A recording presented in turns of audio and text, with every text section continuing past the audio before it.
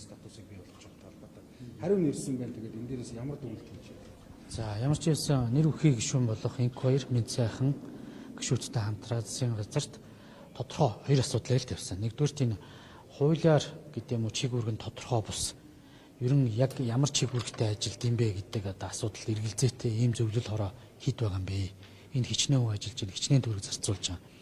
За хоёрдугаарт энэ хяналтын менежер, бүтээмжийн менежер гэдэг энэ төрийн хэмнэлтийн хууль зөрчиж томилогдоод байгаа ийм албан тушаалтууд байгаа юу гэдэг дээр л асуусан. Тэгэхээр энэ хууль тогтоомжтой хэр нийцж байгаа юм бэ гэдэг зүйлийг асуусан байгаа. Засгийн газраас өнөөдөр бас хариу ирлээ. Учир сайдын гар үсэгтээ хариу ирсэн.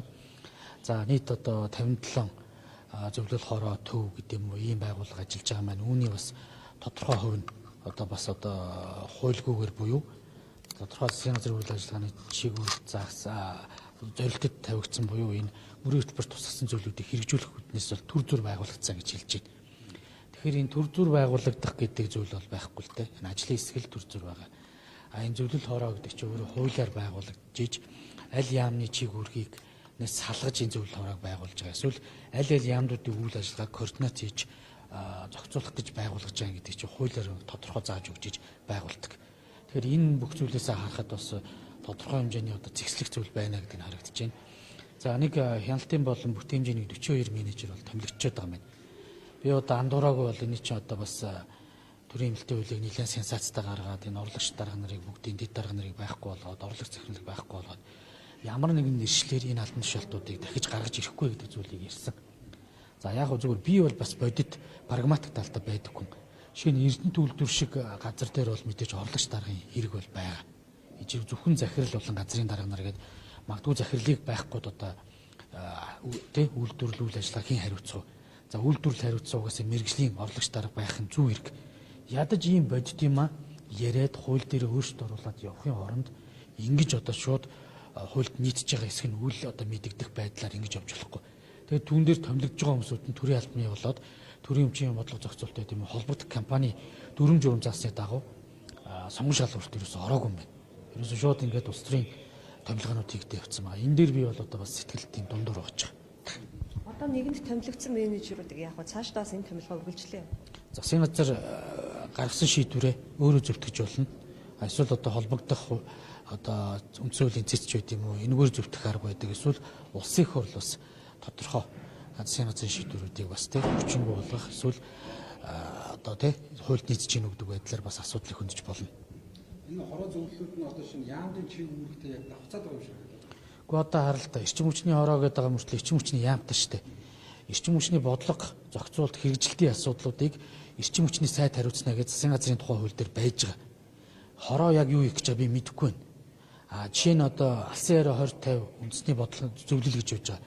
Алсын яриа 2050-ын хэрэгжилтийн үйл ажиллагааг чинь бүгдийн эдийн засгийн хөгжлийн яам төлөвлөж юуг нь одоо эхний энэ 4 жилдээ их үү, юуг нь дунд хугацаанд их үү, юуг нь одоо урт хугацаанд их үү гэж төлөвлөж байгаа шүү дээ. Гэх жишээний л байхгүй.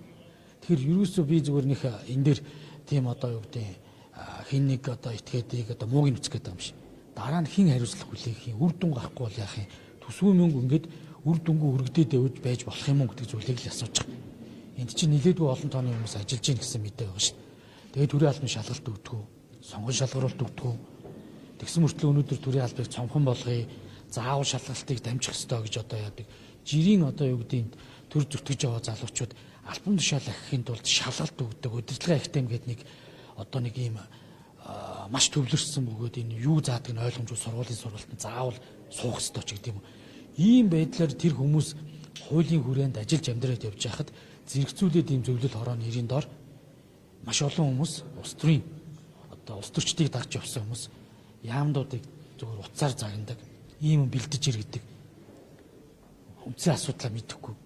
Ийм хүмүүс томилогдоод байгаад би also дургуутсаж байгаа. Тас түрүү ярианыхаа эхлэлдээ хуульд нийцээгүй гэдэг.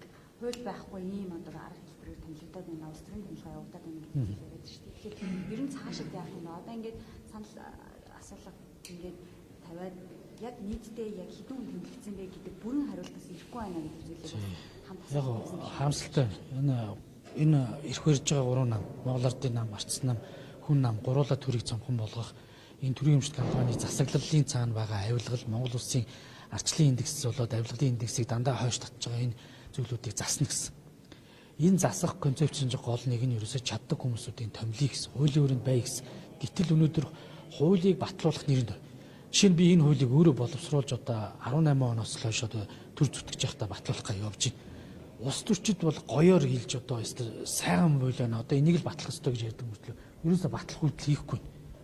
Гэсэн мөртлөө хажуу авир нь ийм одоо заван томилгоонуудыг хийгээд улам төрийн эмчилгээ компаниудыг данхаалгаад өнөөдөр 59 мянган хүн ажиллаж байгаа төрийн эмчилгээ компани дээр чи дахиад энэ хэмжээний одоо машин тэрэг унаа туслахтай байдаг хүмүүс томилж ирж шít. Тэгээ энийг ерөн зүгээр одоо болчих хэрэгтэй гэдэг зүйлийг би хэлмээр байгаа. Тэгээ ядаж сонгон шалралтаар явдаг болмоор байна. Тэгээ сонгон шалралт хэцүү хүмүүсүүд нь явдаг байна. Нэг зүйлийг би одоо бас одоо илэн даланг хэлье да. Бүтээмжийн менежер гэж байгаа хяналтын менежер бүтээмжтэй бай гэж жил дээр захирлыг томилж байгаа. Ашигтай ажиллавал гэж тэр төрийн бол орон нутгийн эмчилгээ компани захирлыг тавьж байгаа. Чи хяналт тавьж тузын гишүүдийг томилж байгаа. Хяналтаа тавьж чадахгүйгээр тузын гишүүдэд одоо чөлөөлөх. Нэг үс одоо ийм стандарт бус шийдэл рүү явж байгаа бол бүх энэ төрийн эмчилгээ компаниудын тузын гишүүдийг чөлөөлөх ёстой. Ингээд хяналтын менежерээ засгийн газар тавиад ингээд явъя.